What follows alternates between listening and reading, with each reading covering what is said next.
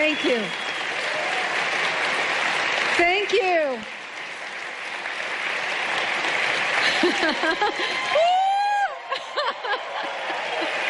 I love you too. Thank you very much. I come from Lebanon. I was born and raised in Lebanon, which used to be the only majority Christian country in the Middle East. We were open-minded, we were fair, we were tolerant, we were multicultural. We prided ourselves in our multiculturalism. We had open border policy. We welcomed everyone to come to our country because we wanted to share with them the westernization which we had created in the heart of the Arabic world. Muslims used to send their children to study in our universities because we had built the best universities in the Arabic world. They graduated and worked in our economy because we had built the best economy in the Middle East, even though we did not have any oil. Beirut became Paris of the Middle East, the banking capital of the Middle East. In 1965, National Geographic magazine had on its front cover, Lebanon, Eden of the Middle East.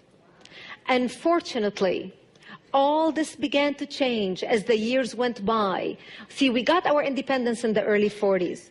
But by the 60s and 70s, the Christians had become the minority, and the Muslims had become the majority in Lebanon. And as the Islamic population grew in the country became less and less tolerant because they started pushing for more rights that were not compatible with our Judeo-Christian value system that we had created. And that's when the problems started. The problem was contained until the influx of the Palestinians out of Jordan in 1970, when Lebanon brought them in because we already had refugee camps. Actually, at that time, Lebanon was the only country in the Middle East to accept the third wave of Palestinians into Lebanon. The majority of them were Muslims. They put their heads together with the Muslims in Lebanon and declared jihad on the Christians. What they wanted to do is create a base from which to fight Israel, kill the Jews, and throw them into the sea. Something they tried to do in Jordan. Yasser Arafat and the Palestinians tried to do in Jordan, but they failed because of the dictatorship of the king. Yet they were able to come to Lebanon, use our open-mindedness, our fairness, our tolerance, our multiculturalism, and our democracy to topple our democracy.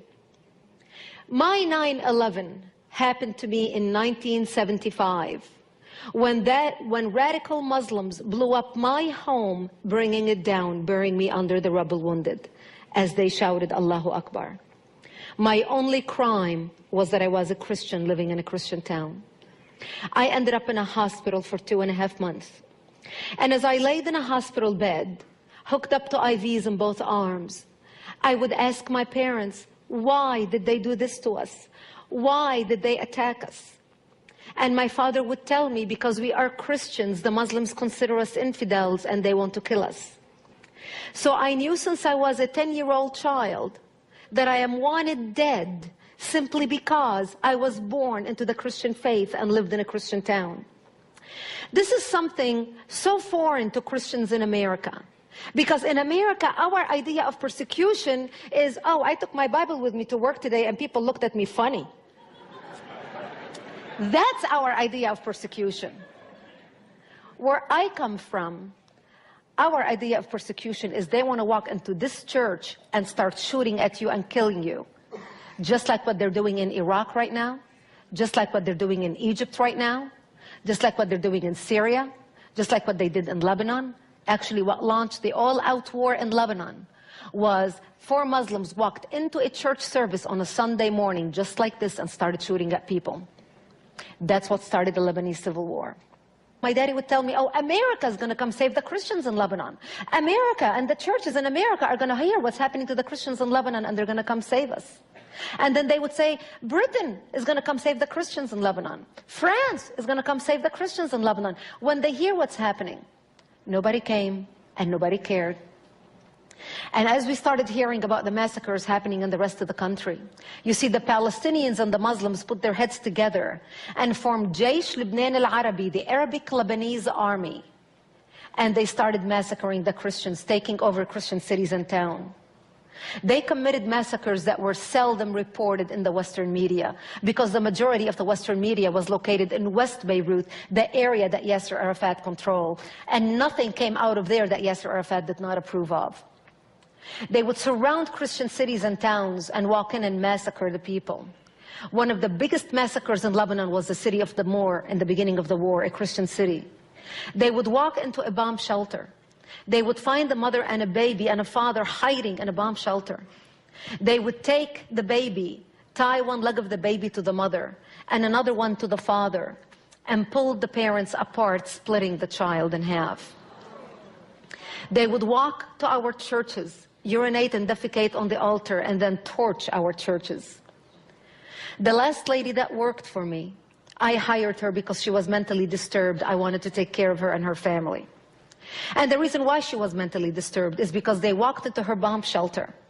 They tied her son, 16-year-old only son, on her lap, held a knife to her hand and made her slit her own son's throat, then raped her daughters in front of her. These are the stories that went unreported in the Western media. Nobody in the world cared to hear, and nobody in the world understood.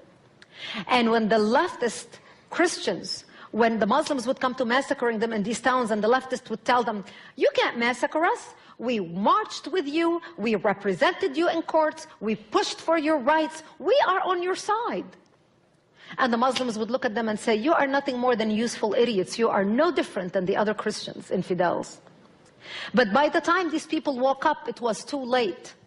And some of them who fled to come and hide in our town because it was the only Christian enclave left in South Lebanon. It was too late. We knew what our fate was going to be because we were surrounded by the Islamic forces trying to slaughter us, because we were on the border with Israel.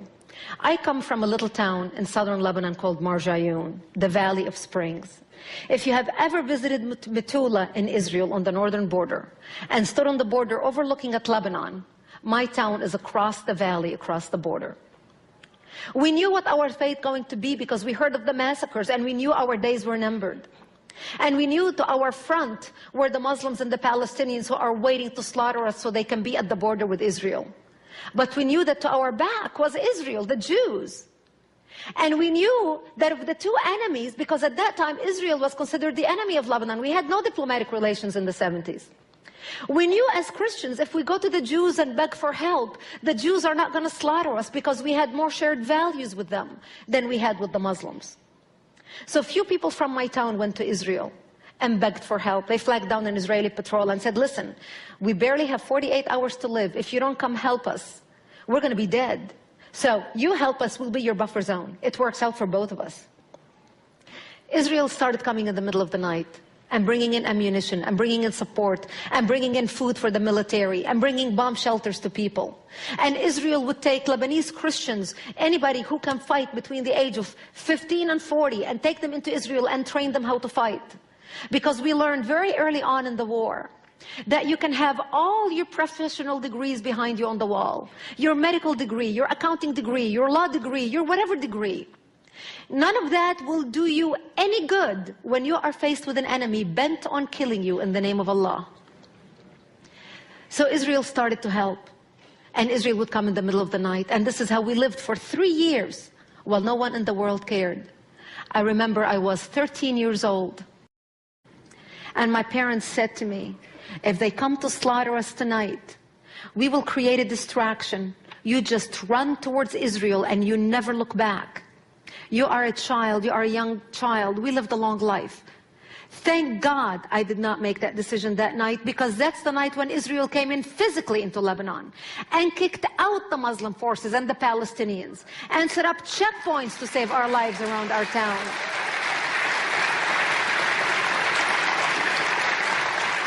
And that's how we stayed alive. We went on to live in that bomb shelter like this for another 5 years until 1982, when Israel came in physically into Lebanon, entered Lebanon, all the way to Beirut. And the reason Israel entered Lebanon, invaded Lebanon all the way to Beirut, because Syria at that time, who had come to Lebanon as a peacekeeping force, started shelling Israel from Lebanon, using it as, calling it Lebanese resistance. We Lebanese had nothing to do with it. So Israel, working with the Christian Lebanese in Lebanon, both in South Lebanon and in the capital in Beirut, trying to help the Christians take back their democracy and kick out the radical element out of the country.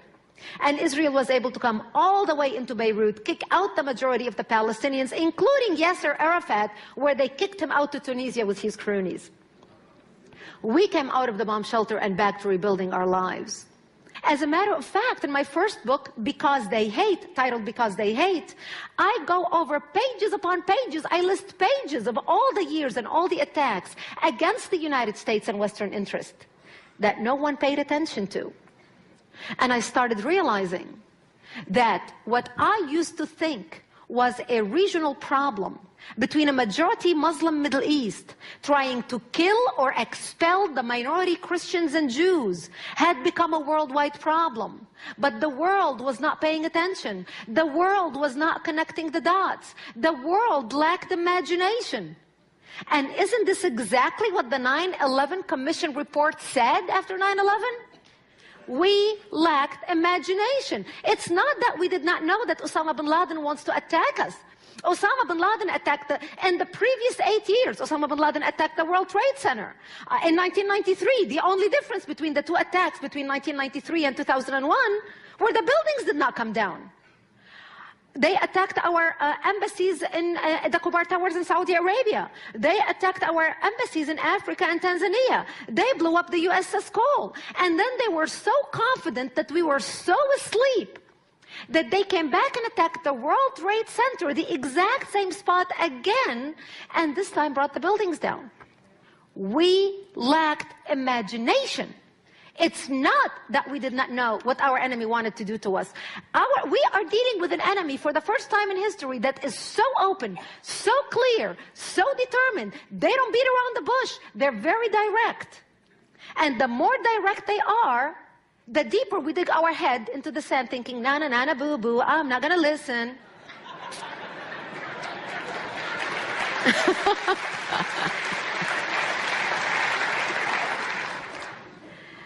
And the sad reality is that as long as Jewish blood was being shed on the streets of Jerusalem and Christian blood was being shed on the streets of Beirut, nobody in the world gave a darn.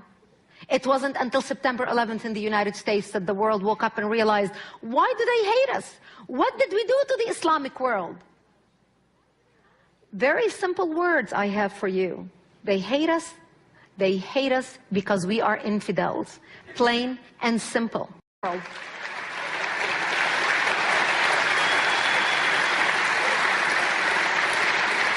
So I am here to share with you today how you can get involved, how you can